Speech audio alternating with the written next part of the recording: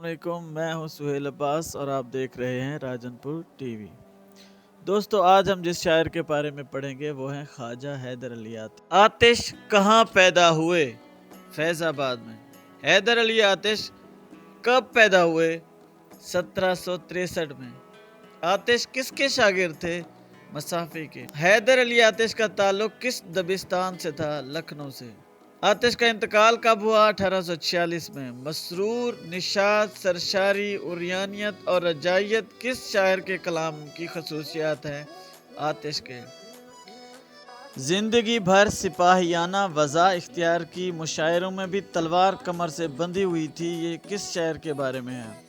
آتش کے بارے میں۔ کفر و اسلام سے آزاد ہوں، بے قید ہوں، مجھ سے کافر ہی نہ جھگڑے، نہ تو دیندار الجھے نا، کس کا شعر ہے؟ آتش کا۔ کس کی شاعری میں دبستان دہلی اور لکھنؤ کا مرکہ ہے؟ آتش۔